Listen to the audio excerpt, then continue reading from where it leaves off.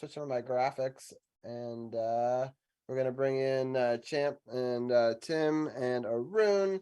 And people are bouncing around on my screen. I'll bring in Tim first. Tim, how are you doing tonight?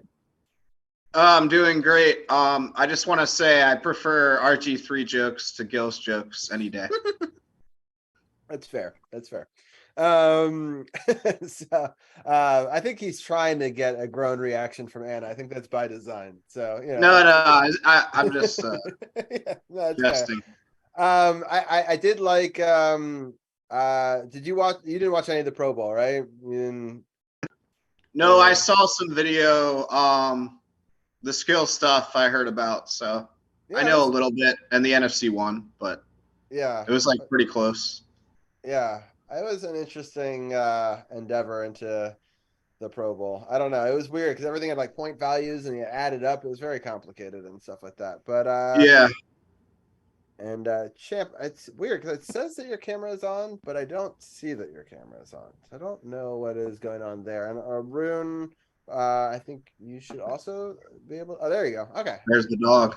Yeah, there it is. Arun, how are you doing tonight? Not bad. I'm glad I didn't watch the Pro Bowl. Yeah, it was. Yeah, I didn't watch it live, but I watched some of the highlights later. It was interesting for sure. It was basically a Manning fest, right? So if you like the Manning brothers, you probably would like it, but if you don't, probably would hate it. So, all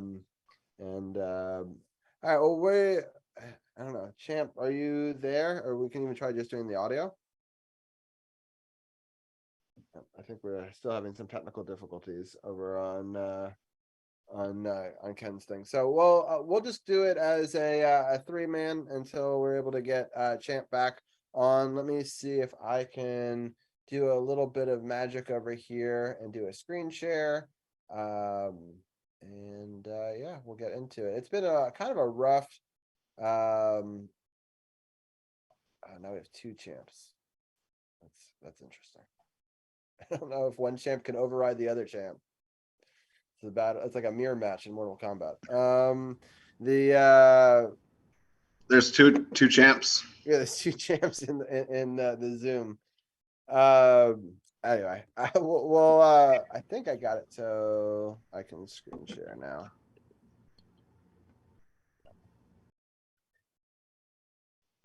So, all right, here we go. He needs 2 accounts to talk about 2 shitty losses. Right, exactly. Well, now we got 3. So 2 close bad losses. Right, 3 2 total. ones that we should have been winning, and then this one less so, I guess. Let me see. I think I've got it too large. All right, and there we go. All right. Let's get into. Yeah, it's such a frustrating week because it started off so well.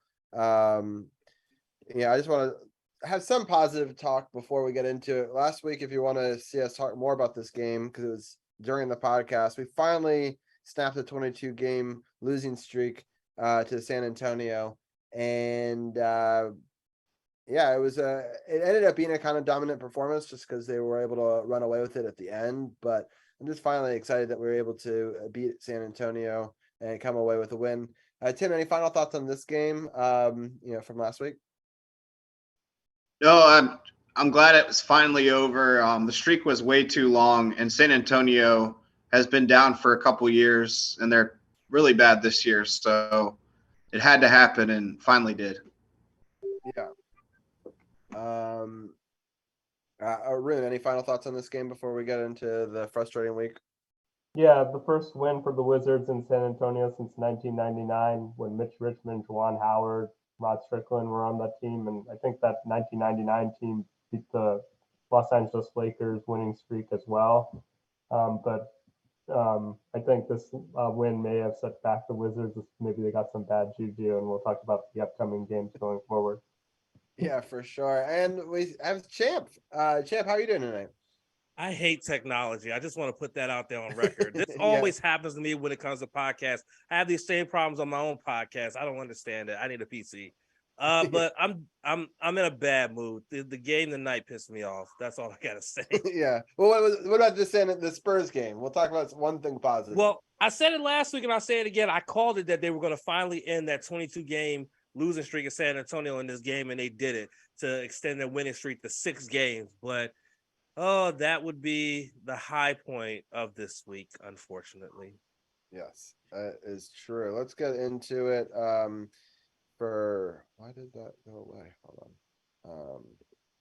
Here we go. So let's get into it. The next game that was supposed to happen against the Pistons didn't, because they couldn't get out of Dallas because of an ice storm. So that game gets rescheduled into a very hectic part of our March schedule that we can talk about a little bit later. But ultimately, we're going to have a bunch of back-to-backs on a week because we'll have to make that game up, which gave us a little bit more time going into the Trailblazers game, which I thought would maybe be a boon for us. Give us a little bit. We had kind of a busy schedule last week as well. But all of our teams in DC seem to do terrible when they have extra time off. It seems to be a consistent thing, whether it's the football team, whether it's the Capitals, whether it's the Wizards. It just never seems to do well for us. In this game, it started off really great. We were up 36-19. I'm like, wow, what a great first quarter. And then we scored 33 points in the second quarter, and we were up by even more. And then just sort of like a really devastating third quarter. We let them score 39 points on us at home, and we only scored 25. And then it was still close, and it was still within, like, we could still win the game. And then we had a equally horrible fourth quarter where they scored 34 points, and we only put up 22 in that one. And we ultimately lost 124-116. And it's in a pretty bad loss in a game that they were up by, I want to say, over 20 points. I'll start off with Champ. What were your thoughts on this game? It's been a problem, and I've been on this podcast for quite a while, but this seems to be a recurring issue with this Wizards team, is that the first half, if they start off strong first half, they seem to have all systems go.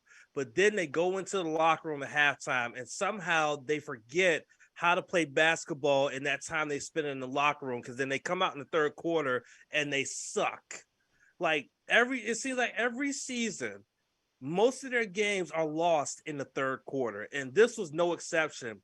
They had as much of a 20-plus point lead in this game, and they got beat by 14 points in the third quarter, and they never recovered, and they end up losing this game to a subpar Trailblazers team. And that's been the issue with this team. Is like they go into the half and they're feeling good, but somehow the coaching staff doesn't motivate them to keep the foot on the neck and stomp on the windpipe. They end up going out there and playing soft and seem like they're playing scared. And in the third quarter, they just get run over, and then they never recover. And that's what happened here. They never recovered. They could never get it together. And it was just an all-around not good game because, yeah, you dominated the first half, but it's a 4-quarter game, and you only dominated half, so that's not a good game. It's only a good game if you lead and dominate all 4 quarters, and this team did not do it, and it was highly disappointing. Yeah. Tim, what are some of your thoughts on this game? One of the problems with the Wizards this game, I think when they got up big, they stopped defending as well as the first quarter and second quarter. And Portland can shoot really well from the three. And especially in the third quarter, they were hot. And everybody pretty much that was shooting for the Blazers, like Simmons, Lillard, they were hitting shots. And the Wizards failed to get up on them. And I think at halftime, the Wizards thought they had this game because they came in with a winning streak and they were really confident. And they just were awful on defense in the second half. And you could tell with their body language that they had no confidence in the fourth quarter. Like, this game was lost, I think, in the third quarter, kind of like Champ said. And I don't know. It's just shows that the team's psyche is pretty weak, and also they're very streaky. Like, they've been on win streaks and losing streaks all year, and clearly this was the turning point in this third quarter. But overall, I just think something about the Blazers in DC, because they have a big winning streak in DC, is odd because the Wizards win in Portland more too. So something about this series, it's like a road series, but basically, yeah, the Wizards I just think got lazy and then lost like all their confidence right away. Didn't Anthony Simmons make like 5 3-pointers in like under 5 minutes? In a row, yeah, like at the beginning of the second half. Like, And come it's when on. I started watching and I'm like, I'm pretty sure I'm a jinx, so Yeah, shouldn't watch this team anymore. so Arun, I saw like a game maybe 6 years ago at home. We lost to Portland. Have we beaten them in that time? No.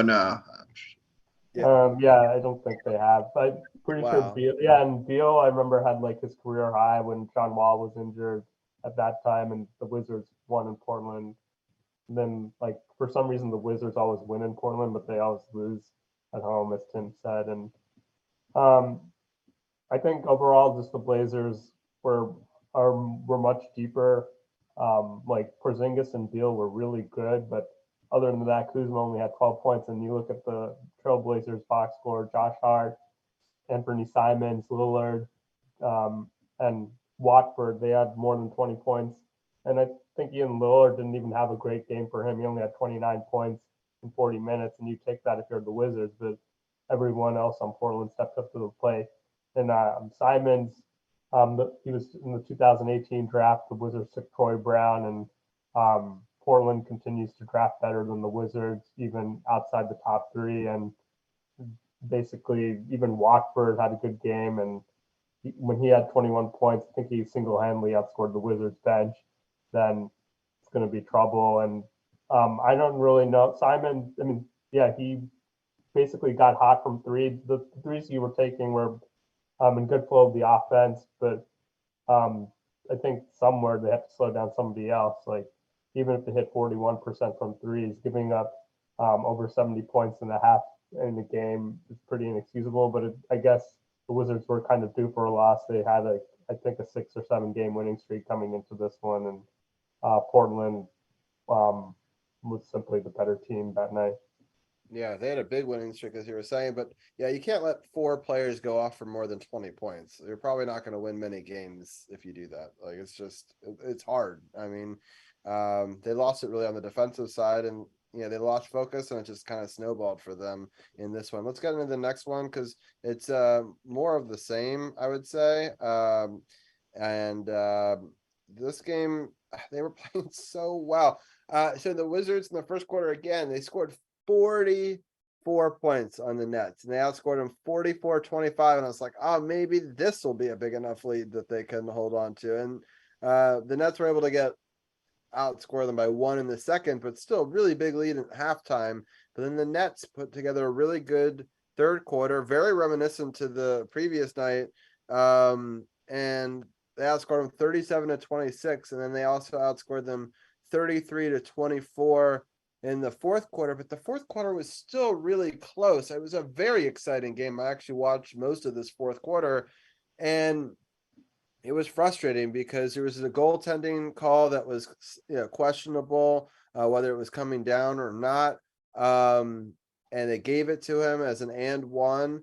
And then they had Mr. Whammy, or whoever, this old guy who like throws whammies at people. And we missed the 2 extra point, or the 2 free throws. And, that's the difference in the game right there. The 2 missed free throws and the goaltending call. So like, it's a very frustrating end because I think that they still played well enough down the stretch to possibly win that game, even though all of their players were out, but a lot of the Nets players were out too. But it's just really frustrating end to a game. I'll go to Tim first. What are your thoughts on this one? Yeah, it was very eerily similar to the game the night before. And I think the Wizards, like I said, they basically mentally folded in the second half of the Portland game. They had really bad body language and no confidence. And I think it carried over. I mean, obviously the first half was good in Brooklyn, but with no Kyrie, no Durant, you really have to win this game.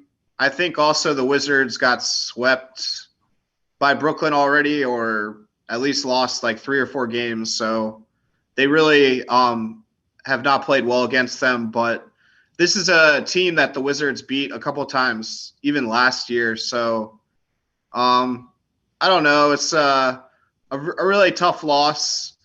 I did not expect a win, but to lose like this is crazy. And I heard like it hasn't happened in sports in decades. I saw some record. It's been like many, many years. So that's pretty bad. But Denny played well. I just think Morris has to hit those free throws, and he might get traded anyway, and this is not going to help. But yeah, just tough loss.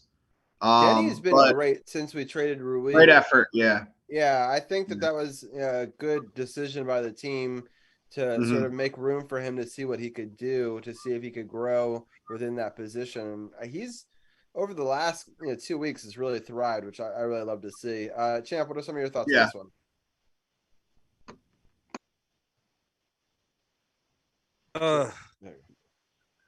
All I gotta say is this. Cam. Oh, Cam Thomas went off 44 points in 29 minutes off the bench. How do you not stop someone coming off the bench? I don't understand. I think part of the reason, though, is the fact that you lost Kuz in this game to an injury. He only played 11 minutes, only had 2 points. Kristaps did the best that he could, scoring 38 points, and then Denny was great off the bench. But this was just one of those games where, once again, you had a big lead in the game.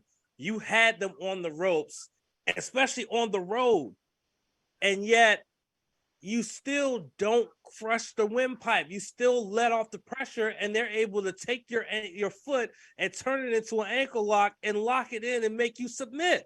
Sorry, I had to bring in wrestling. Of course, I'm a wrestling guy. But that's what happened here. You had the foot on the neck, but instead of applying more pressure and doing what you have to do, you let off on the pressure. They were able to recover. They took your ankle. They put you in a submission, and you tapped out. You tapped out. You simply tapped out. And now you're going into a game against a very games Cleveland team without 2 of your big 3 because you don't have Bill in this game, and then you lose Kuzma. Oh, this game was so frustrating, I tell you. And this was like the second most frustrating game of the week. Honestly, this was the second most frustrating game of the week. We're going to get into the most frustrating game of the week in just a bit, but this is the second most frustrating one. Yeah, all 3 are frustrating for different reasons, but I think when Porzingis went down with his 6th foul, and you had him now out of the game as well, pretty early into the 4th quarter, I think that was kind of a turning point for me, because I thought that the Wizards could maybe stay alive until that happened. But Arun, what are your thoughts? Yeah, Kyle Kuzma also left the game earlier in the injury.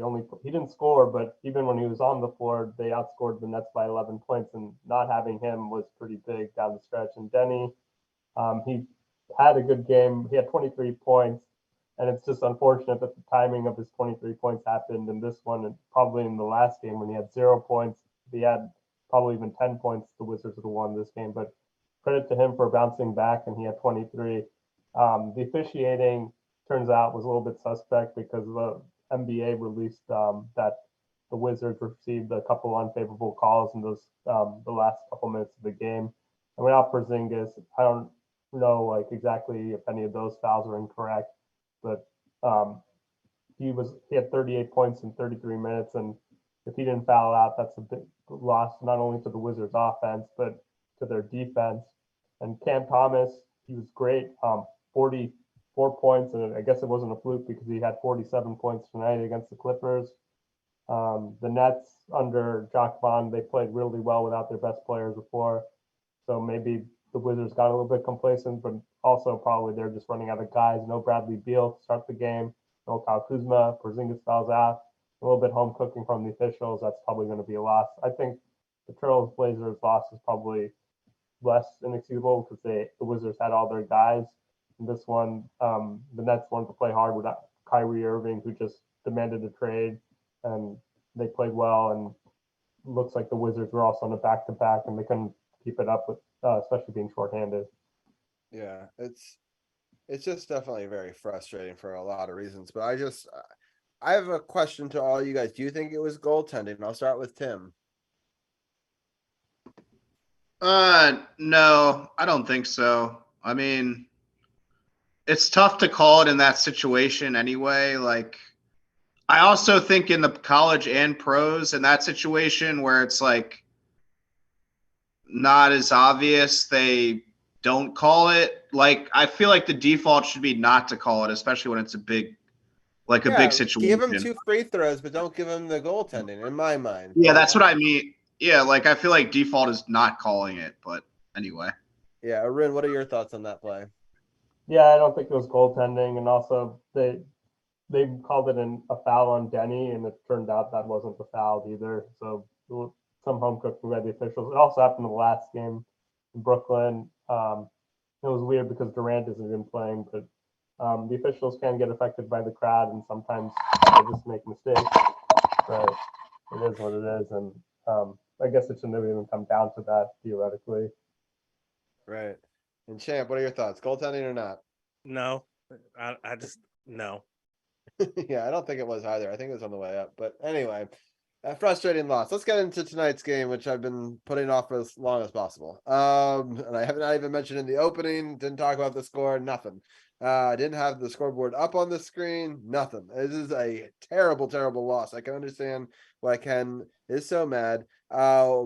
Yeah, it starts off very bad. They outscore us 37-25. Then they outscore us 29-21 in the second. Outscore us 30-26 in the third, and we outscore them by 1 point, 19-18 in the fourth. But by that point, it's garbage time, and they have a 114-91, pretty much ass whooping. And I went into it thinking we'd probably lose this game, but it's disappointing that it wasn't even close. But we're very short staffed. We probably did decent for what it was, but I mean, it's just a struggle for sure. Just not enough points that we're scoring across the board. And on the other side, you have multiple people scoring over 20, multiple people in double digits. It's just a pretty hard game. I'll start off with Tim. What are your thoughts? Well, Cleveland's definitely good. They're very deep and they're healthier this year. So I think they're likely to go pretty far in the playoffs. But definitely the Wizards, they cannot stay healthy. And the problem with this team's construction is their big three, when they play, are good. And I think they would make the playoffs if the big three were healthy, but they're never healthy. And then the rest of the supporting cast is pretty bad overall. So this game is case in point. I mean, you only have like one important player playing, a lot of just guys that shouldn't be playing a lot of minutes, and they got crushed. And again, they're just back to streaky again in a bad way. And they're still close to the playoff race, very close, but I don't know if they're ever going to get a chance to get healthy and have the big three back together because they might make trades really soon. So, but this just looked bad. This looked like, like you should probably make trades. Yeah, for sure. I was just checking our Facebook comments to see if we had any there. Appreciate everyone for commenting more on the cap stuff. We were just so short in time, couldn't address everybody's comments during that segment. But yeah, it's just a very frustrating loss. But Ken, break it down for us. This game sucked in more ways than one. First and foremost, you had 5 players that scored in double figures, but nobody over 20 points. There you go. Whereas the Cavs had 6 players in double figures, with 2 of them scoring over 20 points. That is a recipe for disaster. Then when you look at the 3-point shooting, that's an even bigger disaster. You only made 6 3-pointers in the game and took 28 shots. That's how you lose these type of games. Clearly, the game plan was to jack up threes because of the fact that they were down by so much so early in the game. But it still just does not excuse the fact that you're not a 3-point shooting team. Why are you jacking up so many threes and not making them? 21% from beyond the arc is unacceptable. Well, I mean, to speak to this a little bit, they got it down to, I believe it was like 16 points, or maybe even a little bit less in the third quarter at one point. And I felt like if they had just continued to play good defense and go down low, they could have cut that down a little bit more. And then next thing you know, they're jacking up some threes and it balloons right back up to 20 plus again. Right. And, and then you're out of it for sure. Yeah, pretty much. So. And then Arun said it best in our group chat that all the Wizards fans that kept saying that this team plays better without Bradley Beal, we've not had Brad in the last 3 games. What have we done? Lost. Yeah, all games I think if he plays, we probably win. I mean, or maybe not this game, but the other 2. Yeah. So I would take 2 out of 3 in this circumstance, but I would too. Yeah, Arun, what are your final thoughts on this one? Yeah, Cleveland. Like if you're taking like the 5 of the best players from this game, 4 of them are on the Cavaliers. 4 of those players are All-Star caliber, including Jared Allen, Darius Garland, who made the All-Star team last year, and Evan Mobley was the number 2 overall pick 2 years ago. So, and Donovan Mitchell, he only had 21 points, and they probably could have had like 30 points if they actually played like in the fourth quarter, a lot of them. And some former Wizard sightings, Robin Lopez, Raul Neto. But this game was over. Why were the Wizards shooting so many threes? Because they were down by big pretty early. They really had no chance in this one from the get-go. And Kispert, he only had 2 points. His defense is pretty bad. Will Barton, 15 points off the bench. Maybe he gets moved at the trade deadline. Johnny Davis, he scored 2 points, the Wizards' first-round draft pick, so his scoring average increased from 1.0 points per game to 1.2 points per game. So congratulations to Johnny Davis, the Taco Bell spokesman. Yeah, this is just a case where I think like the last 2 games just drained all the energy we had going into this one, and we just started so flat and we dug ourselves such a big hole that we just couldn't come out of it. And with that, let's move into the schedule ahead. We've got a busy week. Just 2 games to really break down, and then we've got a live game next week for episode 299. We got the Hornets playing in Washington on Wednesday at 7, then a couple of days off. Then the Pacers come to town on Saturday, and then it's a short turnaround before we go out to the Warriors on Monday. It's a 10 o'clock start. So Tim, I'll let you start. Hornets and Pacers both at home. What are your thoughts? I think obviously these games are very winnable, especially the Hornets are below the Wizards and have a abysmal record. So if you're going to get right, probably against Charlotte at home, even Indiana, that's a winnable game. I predict probably the Wizards will split these 2 just because they're not playing very well now, and they might make trades before 1 or 2 of these games. So easy schedule, but I just can't say 2-0. Right. So they lost to Milwaukee at the end of January, then lost at Chicago, at Detroit, and lost to Orlando as their last 4 games going into that. And some of them have been relatively close, including the Detroit game and the Orlando games, but close against pretty bad teams and still finding a way to lose. Ken, what are some of your thoughts on playing these 2 teams? The Hornets are bad. I mean, they're really bad. But this will be the type of game where they lose because the Hornets are so bad that they'll find a way to win because the Wizards are just gonna let up and just not have that killer instinct to be like, you're worse than we are. We're just going to crush you. And that's the problem here. Now the Pacers are a little bit better than the Wizards, but they're coming to our house. So this should be another one that they should win. They should possibly win. I predict before we get on that West Coast road trip, I predict 1-1. They beat the Hornets, but I think the Pacers beat them. So that's my prediction. They go 1-1 on these 2 games. Yeah. So going back on the Indiana Pacers, they lost at Orlando. They lost to Milwaukee. They lost at Memphis, and that ended January. Then they lost to the Lakers by 1. on last Thursday. Then they had a back-to-back on Friday where they actually beat Sacramento 107-104.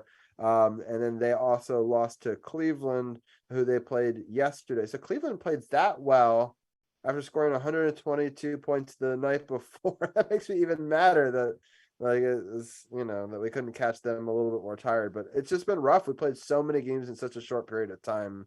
But yeah, Indiana Pacers have only had that one win in their last 6. And if you date back before that, they had they did beat Chicago before that, but before all that, they lost 7 in a row. So they've had a rough go of it for sure. Arun, what are some of your thoughts on these two? Yeah, the Charlotte and the Pacers, they have beaten the Wizards at Washington, both of them. So maybe the Wizards get up for one of these games and actually win, but it really depends on the health status of Bradley Beal and Kyle Kuzma. The Wizards are 8-14. I mean, 8-15 without Beal and 0-2 without Kuzma. If they don't have both of them, they'll probably go 0-2. If they have one of them, they might win one of the games. And I think if they have everyone's back, then they could go 2-0. Right. I'm not going to get too much into the Warriors game because actually it starts at 10 o'clock next week, right when we'll be just getting started. So we'll be able to do a live look into that game and give our analysis on that, as well as recapping these two games. We'll be, for people that are for programming notes, we'll start with our Caps talk next week, where we'll talk about the two Capitals games to start. We'll then go into our Super Bowl talk. We'll probably have Dujanet back and a couple other people on to talk about the Super Bowl. I'll talk Super Bowl with you guys as well. And then we'll get into these two Wizards games and then into the live game versus the Warriors. So we won't preview that too much tonight. I'll let you, each one of you guys give. Robbie, don't forget about the rescheduled Pistons game. But wait, when is the rescheduled Pistons game? On March the 7th. Remember you wanted to talk about that? Oh, right. Yeah. So we did, thank you. So yeah, in March, it's going to become this interesting situation where it was March the 7th, right? Yes, March the 7th. The So schedule for early March is absolutely just a screw job on the Wizards because they play the Raptors on the 2nd in DC. Then they play them two nights later on Saturday in DC. Then they play the Bucks in DC the next night. Then they travel to Detroit on the 7th for the makeup game. And then they come back home on Wednesday, and then they play the Hawks. And then on Friday, they play the Hawks too. So they have 2 games that's at home. It's 2 games at home in a row against the same team, which is weird that the NBA is doing so much of this year. I guess it's to try to limit some of the travel. But Arun, before they added a Detroit game, were we always supposed to play Toronto twice at home and Atlanta twice at home, like within 2 weeks? Like, it just seems so weird. Yeah, they've been trying to do that. Remember they played like Miami like 3 times or like in a row at that one. Yeah. They're like making it more like it's like an NBA series, and I guess it cuts down on the travel costs. It has made for some interesting back and forth like kind of games, and like it's kind of like a playoff atmosphere, like not necessarily the crowd, but the adjustments that coaches make, and they can plan more effectively. But I guess it's been happening throughout the Yeah, season. it's just interesting because it happens twice in the month of March, and then that's the last time it'll happen for the rest of the year. So it's just weird scheduling for a lot of reasons. According to the release that was sent out by the NBA regarding this schedule adjustment, we were supposed to play the Bucks on March the 6th, but because of the fact they didn't want the Wizards to play 3 games in a row, and they didn't want Detroit playing 3 games in a row, they moved that game back a day to March the 5th, and then they moved the Trailblazers game against Detroit to March the 6th. So either way, both of us have back-to-backs, but for Detroit, it's the second of a back-to-back, whereas for Washington, it's the first of a back-to-back but it really hurts the Wizards because it's the first of a back-to-back home and away, which means they got to go away and then go back home, whereas Detroit, they're basically back-to-back at home. So it's more of an advantage for Detroit than it is for the Wizards. Yeah, it's a lot of playing in a short period of time, so it'll be interesting to see. But we'll break that all down. Now we don't have a game on that Monday to talk about, so we'll talk about how the scheduling is doing then in March. And so for people looking ahead, we're in our road to 300. I'm gonna stop our screen share there. But I appreciate everybody for following. We're trying to get to 500 followers. So if anybody wants to follow us over on Twitch, that would be helpful towards our goal. Next week is episode 299. As I was talking, we'll do hockey, football, and then basketball. And then episode 300, we'll talk about the return of the XFL. We'll talk about hockey and basketball as well. And so yeah, it's going to be a really fun and exciting night. I'm so excited that we're getting so close to 300 episodes.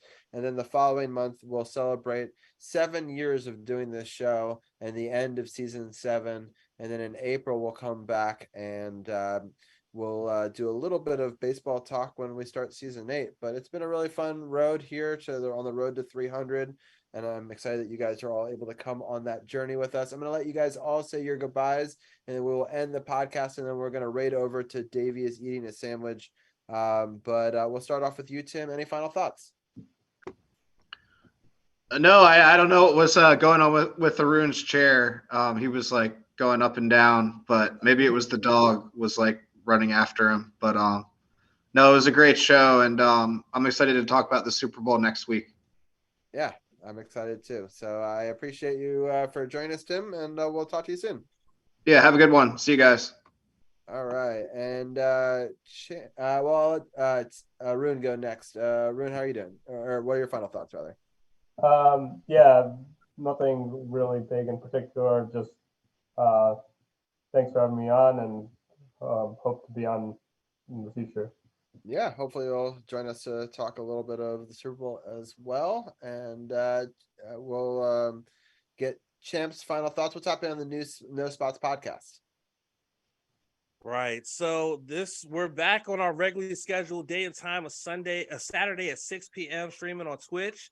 We will be recapping NXT Vengeance Day, which was this past Saturday, as well as we will finally reveal our top 10 matches of 2022. We had to delay it a little bit due to extenuating circumstances that happened in January, but we will finally reveal our top 10 favorite matches of 2022 that we do every year and everything, as we are on the road to 200 episodes. So make sure you tune in to twitch.tv/True No Spots Pod, and make sure you check out SportsOTHP.com. Click the podcast partners button, and you can check out previous episodes that we have done as well.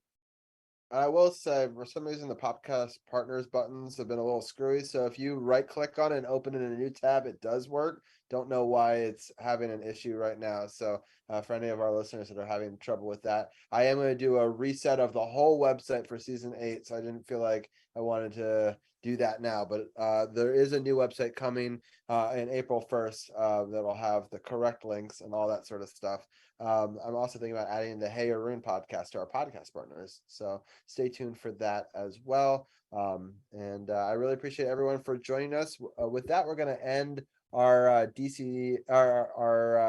our podcast live on Facebook. Again, episode 299 next week, hockey, Super Bowl talk, then Wizards. Looking forward to that and breaking down the Super Bowl and going to my first live game with my son. Hope that you're all able to tune in next week for that. Thank you everyone for tuning in live on Facebook. Arigato. Sayonara. Recording stopped.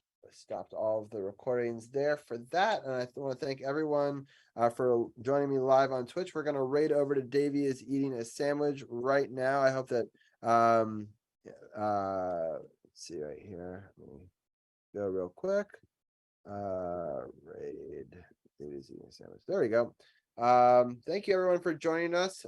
Sorry we're rushing out of here. Usually I do like a whole spiel on Twitch, but hope that you guys are all able to join us. Davey's interviewing one of my favorite people, Andy Primordial Sounds, one of our mods, and so I wanted to get over there and join him for this wonderful interview. So hopefully I'll see you guys all over there. Thank you, Ant Dog, and everyone for tuning in live with us all night long, and we'll see you over there. And give Davey a follow when you raid over. Have a great night.